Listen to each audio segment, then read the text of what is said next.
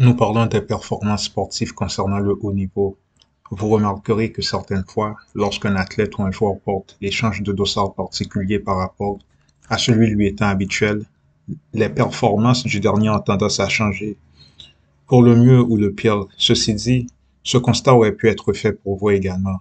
On appelle cela un numéro fétiche, s'emploie en apposition pour désigner un objet quelconque auquel on attache ce pouvoir. Un numéro fétiche. Disons-le directement. Les numéros et chiffres ont leur propre fréquence, de même que le passage habituel affirme que la génétique doit se marier à l'union physique, même si seulement en termes de potentiel, votre numéro doit se rattacher à votre fréquence particulière, une fois de plus en termes de potentiel, c'est-à-dire que votre fréquence doit correspondre particulièrement à la fréquence du dossard que vous sélectionnez. Outre la pratique, l'entraînement, le régime alimentaire, le mental, la condition physique, c'est ce facteur occulte qui peut déterminer une bonne carrière ou pas, en additionnant les éléments mentionnés précédemment et les aléas de la vie, tels que les blessures, un point très important au sein de la carrière des athlètes. Une personne qui se blesse souvent, qui n'a pas de chance avec sa biologie, cela peut être déterminé par une mauvaise sélection de son dossard ou du numéro avec lequel il vit. Mais ce n'est pas tout. Certaines fois, ce n'est pas qu'une question de dossard, bien que ce soit le cas en partie. On vous explique tout de suite. Qui dit différentes fréquences dit aussi différents niveaux de fréquence. Il est beaucoup plus difficile de s'ajuster à certaines fréquences de chiffres et de nombres que d'autres. C'est notamment le cas des numéros 4, 9, 13, 11, 10 et 12 par exemple. Les gens faisant des rituels savent que certains nombres sont plus difficiles à vivre que d'autres. Nous vous disons que certaines personnes vivent via les nombres, consciemment, et que leur vie devient plus facile ou un enfer, dépendamment du nombre avec lequel ils travaillent. Notamment, les chiffres et nombres dits maudits. Nous avons déjà dit qu'il n'existe pas vraiment de chiffre maudit, mais ce chiffre dont l'ajustement doit être fait immédiatement afin que tout se passe bien pour les gens s'adaptant sous ces nombres. Ceci dit, pour tout grand mal, il existe un grand bien. Si le chiffre arrive à être maîtrisé, de nombreuses bonnes choses arrivent dans la vie de ces gens. Quelques extraits. En jouant dans ma maison 11 du zodiaque, il est apparent que l'ordre afin que celle-ci fonctionne correctement consiste au fait que le cercle doit être converti de 360 à 330 degrés. Cela m'a fait réfléchir quant au degré contenu dans un cercle.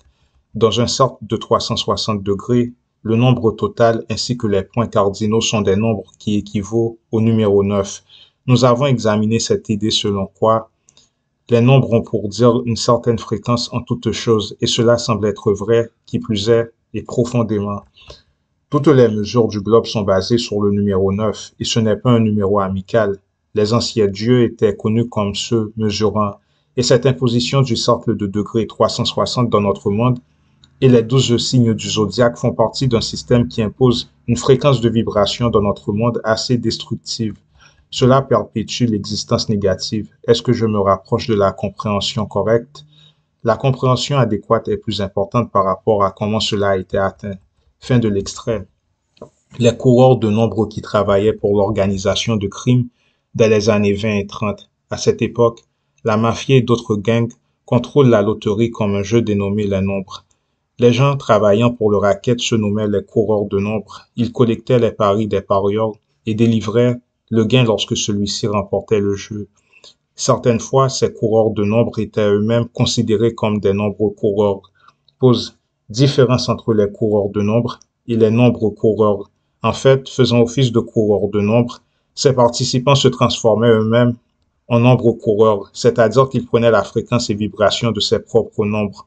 On répète, certaines fois, ces coureurs de nombre étaient eux-mêmes considérés comme des nombres coureurs. Pause. Nul doute que certaines fois, des choses tragiques arrivaient chez les coureurs de nombre. Ils participaient à un rituel sans le savoir.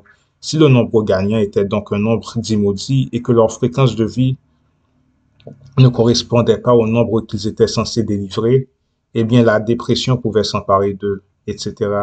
Les mafiosos connaissent ces secrets, mais nul doute qu'ils n'ont pas cru bon d'en informer les messagers. Ce qu'il faut savoir est que l'importance du messager et du message sont tout autant importants. Il est souvent dit de ne prêter attention qu'au message et non au messager. Eh bien, ce n'est pas totalement vrai. Le messager doit au moins avoir une fréquence correspondante au message qu'il envoie. En ce sens, une parole de vie peut se transformer en une de mort. Pourtant, c'est une parole de vie. Celle-ci ne peut être maudite. C'est que le messager, le propageant, n'a probablement pas la fréquence correspondante avec la parole de vie. Cette parole de vie peut donc le juger et amener, précipiter des événements de mort dans sa vie, à distinguer la mort de l'événement de mort. La mort est une entité vivante. Dans le monde de densité 3, les gens confondent les deux. Extrait.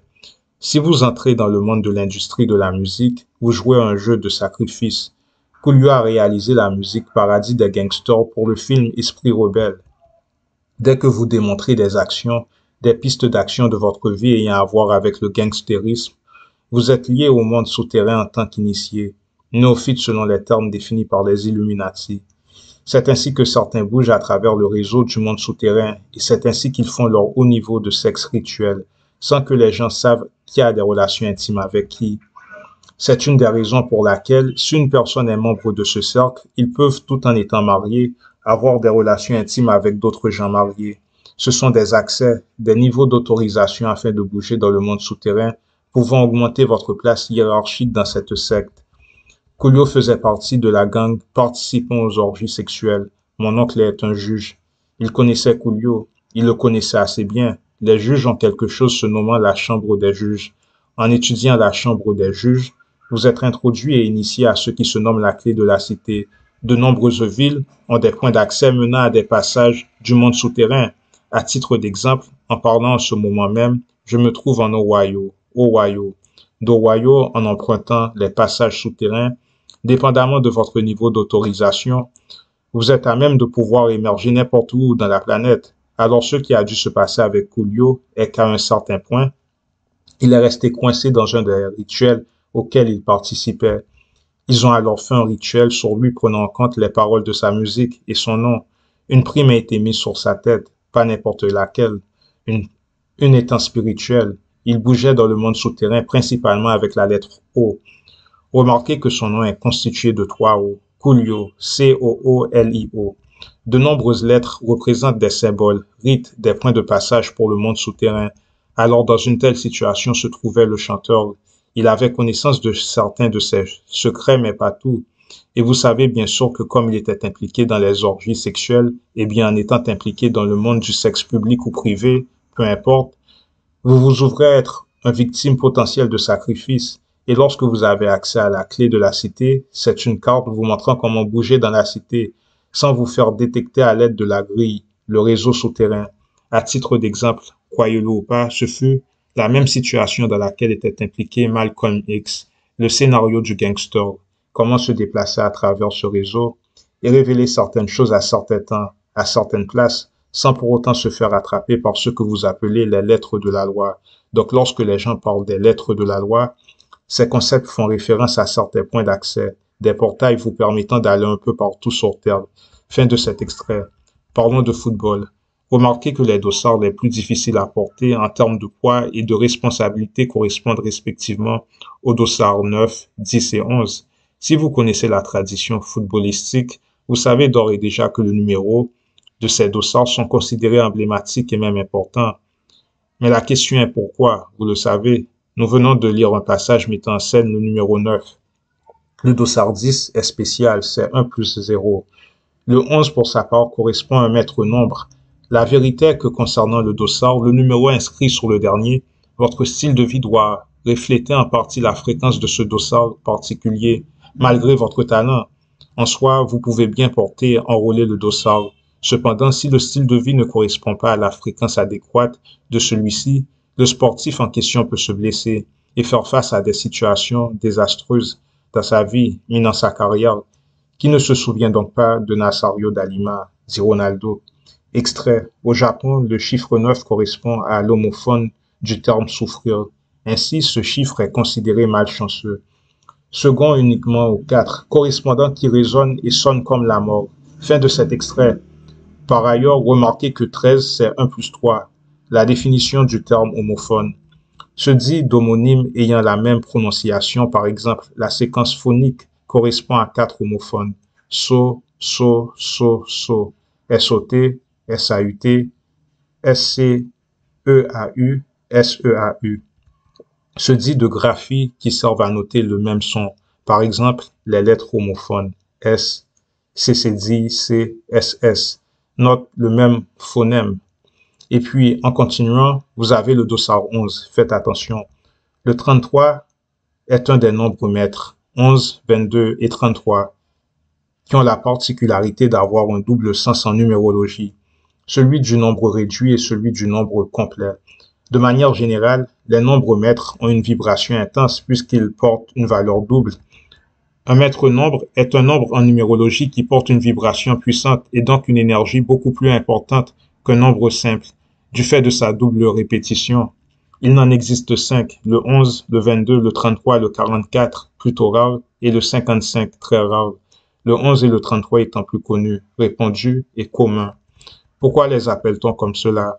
On les appelle comme ça du fait de leur vibration et leur double répétition. Ce sont les nombres qui sont considérés comme maîtres et non pas les personnes qui les retrouvent dans leur thème. Attention à l'orgueil, car ceux-ci suggèrent une parfaite maîtrise de l'énergie ainsi que des vibrations qu'ils renferment lorsqu'ils sont présents dans un thème. La maîtrise parfaite de leurs énergies relevant du fait certain que celles-ci n'ont que pour unique but de servir une cause supérieure, notamment en les utilisant pour le collectif, le monde extérieur et donc toute personne autre que soi-même. La maîtrise parfaite de leurs énergies relevant du fait que celles-ci n'ont que pour unique but de servir une cause supérieure, notamment en les utilisant pour le collectif, le monde extérieur et donc toute personne autre que soi-même. Cette double répétition du nombre 11, 22, 33, 44 ou 55 met en lumière pour la personne qui les retrouve dans son chemin de vie ou dans son thème numérologique un profond travail sur soi pour dépasser ses propres intérêts, pour dépasser son individualité seule et diriger leurs énergies pour et vers le collectif. Cette énergie demande donc à se mettre au service des autres, de penser pour les autres, de vivre et construire pour les autres et non pour soi en première et unique intention. Voici donc pour le sujet d'aujourd'hui. Donc porter des chiffres constamment précipite des événements au sein de la vie des gens faisant ceci, sans compter le fait que vous avez votre propre nombre personnel. Nous faisons référence à la numérologie. Vous vous doutez bien que le dossard sélectionné devrait correspondre et s'ajuster en fréquence avec votre nombre de vie personnelle. C'est une modalité de transformation alchimique réussie ou qui échoue. Une transformation alchimique modifie l'expression de votre ADN. Ce sont des choses facilement réparables et corrigibles, si vous êtes conscient de ces trucs. Malheureusement, la plupart des athlètes ne le savent pas, et des gens de la société. En vrai, tout le monde effectue sa propre transformation alchimique, consciemment ou pas. Alors évidemment, vous avez certains athlètes qui vont chez un chaman afin que celui-ci choisisse un nombre fétiche en accord avec leurs êtres. Ils ne savent rien du processus alchimique en soi. Ce sont plutôt des assistants, des témoins de leur propre vie, et non des protagonistes. Le processus alchimique offre une chance inouïe à l'individu en question d'être le protagoniste de sa propre vie. Ensuite, pour ce truc de fréquence, ce n'est pas si farfelu que cela. Voyez dans Harry Potter, la baguette du magicien doit correspondre avec son propriétaire. Le truc d'Excalibur qu'il faut soutirer de la roche, ce n'est pas une question de force, mais de fréquence, bien que les deux soient liés. En résumé, il faut avoir la fréquence nécessaire afin de tirer l'épée hors du rocher, le truc de la bague dans le Seigneur des Anneaux. Vous avez le marteau de Thor dont seul lui peut en avoir possession. Au Japon, les katanas étaient conçus spécialement par rapport à l'essence de l'épéiste et imprégnés d'un esprit maléfique ou bénévole.